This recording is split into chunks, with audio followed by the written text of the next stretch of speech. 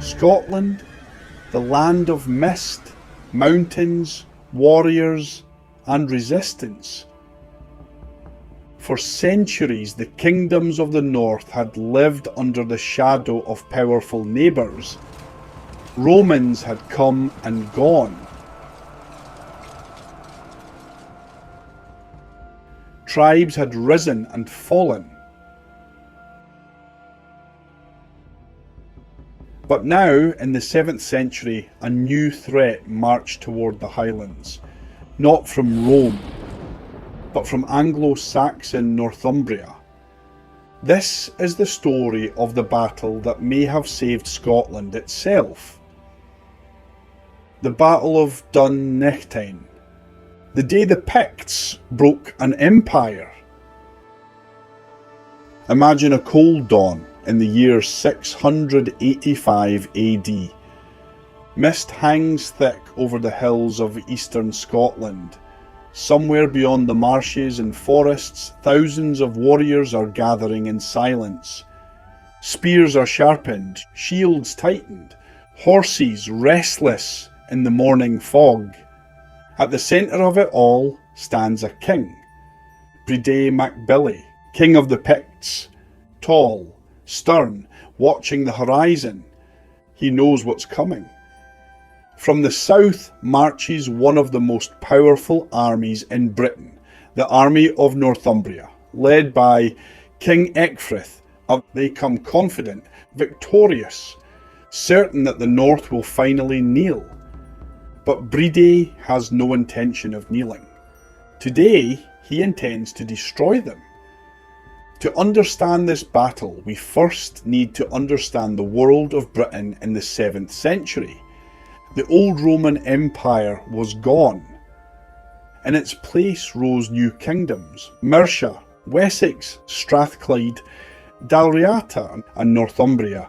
And Northumbria was becoming dangerous. Very dangerous. Stretching across much of northern England and southern Scotland, it had grown rich, powerful and ambitious. Its kings wanted dominance over all Britain, including the lands of the Picts. For decades, Northumbria pushed further north. Again and again, Pictish kingdoms were forced into submission. Some paid tribute, some lost territory, some bent the knee, but resentment was growing, and eventually resistance found a leader. Bridei mac Bili. Who was Bridei? Very little survives about Bridei himself, but what we do know paints the picture of an intelligent, ruthless, highly capable king. He ruled from the powerful Pictish fortress of Fortriu, likely somewhere in northern Scotland around modern Moray. Unlike earlier tribal leaders, Bridei seems to have understood something important. The Picts could only survive if they stood together, and so he began consolidating power. Subduing rival Pictish kingdoms, strengthening alliances, preparing for war. He wasn't just defending his land, he was building a nation. Then came the final spark. In 685 AD, King Ecgfrith of Northumbria marched north into Pictish territory. Some historians believe he ignored the advice of his own councillors. Even church leaders reportedly warned him not to invade. But Ecgfrith wanted victory. He believed the Picts were weak, divided, primitive. His army marched deep into unfamiliar country.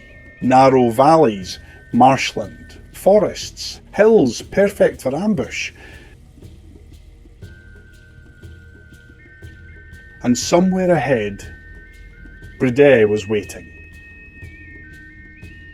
The exact location of Dun Nechtain is still debated today. Some place it near Dun Nechtain in Angus, others argue for locations further north. But wherever it truly happened, one thing is certain. The Picts chose the battlefield carefully.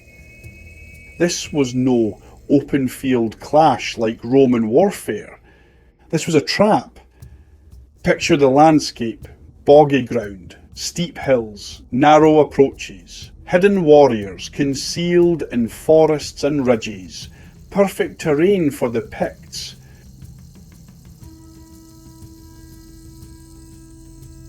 Terrible terrain for a heavy invading army. Bridei understood the land, and he intended to use it like a weapon. Now imagine the Pictish warriors themselves. Not disorganised tribesmen, not screaming barbarians, but hardened northern fighters. Their bodies marked with blue woad tattoos, spirals, beasts, crescent symbols, marks of kinship and ancestry. They carried long spears, iron swords, oval shields, axes, leather armour, thick wool cloaks against the Highland cold. Some noble warriors rode horses, others moved silently through the hills like hunters. These men knew every river crossing, every marsh, every hidden path, and most importantly, they were fighting for survival.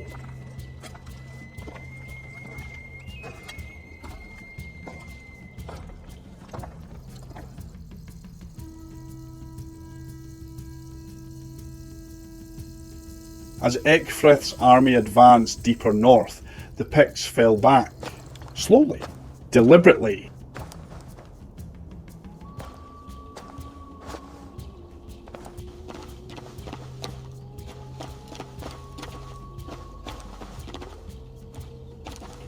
The Northumbrians believed they were winning, but they were being drawn forward, further, deeper, into hostile terrain.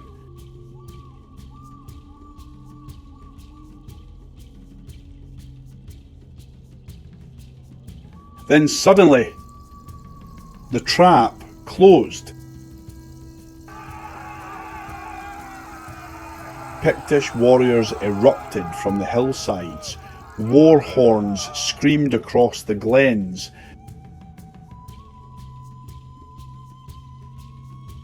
Spears rained down. The narrow terrain shattered Northumbrian formations. Heavy armoured soldiers struggled through marshland, while hidden Pictish warriors attacked from every direction.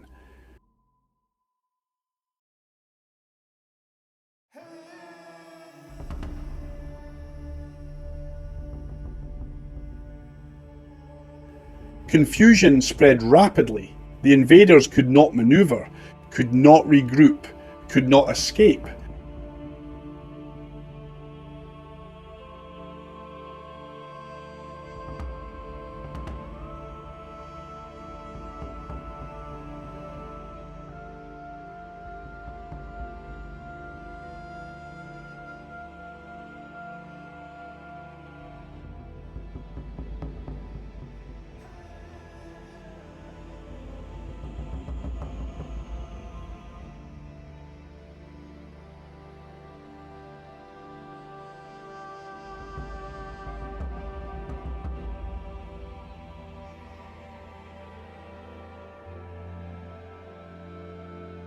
King Ecgfrith himself was killed.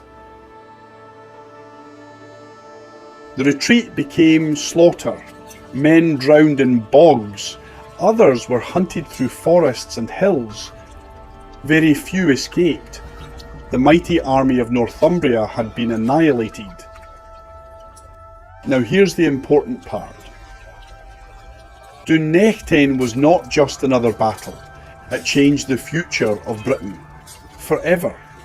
Northumbria's expansion northward collapsed after this defeat. The Anglo-Saxon push into Pictish territory was broken. The Picts remained independent, and because they remained independent, the future kingdom of Scotland remained possible. Some historians compare Dun Nechtain to Bannockburn, Stirlingbridge, even Teutoburg Forest in Germany. A smaller native force defeating a major imperial power through terrain, planning and determination. Without this victory, Scotland may never have emerged as a distinct nation at all. After Dun Nechtain, the prestige of the Picts soared. Bridei became one of the most powerful rulers in Britain. The Pictish kingdoms entered a golden age. Over the next centuries, symbol stones multiplied, royal power strengthened, monasteries expanded, trade increased, art flourished. The Picts were no longer simply resisting history, they were shaping it.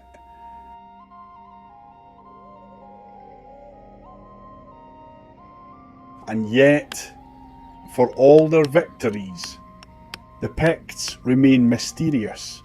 We still cannot fully read their symbols. Their language survives only in fragments. Even many of their strongholds remain uncertain. But perhaps that mystery is part of their power. They stand in Scottish history like figures half hidden in the Highland mist, never fully seen, never fully understood, but impossible to forget. Today, few people outside Scotland know the name Dun Nechtain, but they should, because here, in the hills and marshes of ancient Pictland, a northern people defended their freedom against overwhelming power, and won, not through wealth, not through numbers, but through unity, knowledge of the land, an absolute refusal to surrender. It was one of the defining moments in the making of Scotland. Next time we cross the western seas, new raiders, new settlers, new kings. The Scots of Dalriata are rising from Ireland, bringing Gaelic culture into western Scotland. And slowly the foundations of Alba begin to form.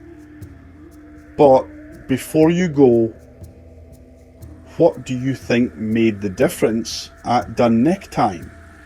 Was it Bridei's leadership, the terrain, or the fierce determination of the Pictish warriors themselves? Let me know in the comments below. And if you're enjoying this journey through Scotland's forgotten past, make sure to like, subscribe, and join us for the next chapter. Cheers for watching.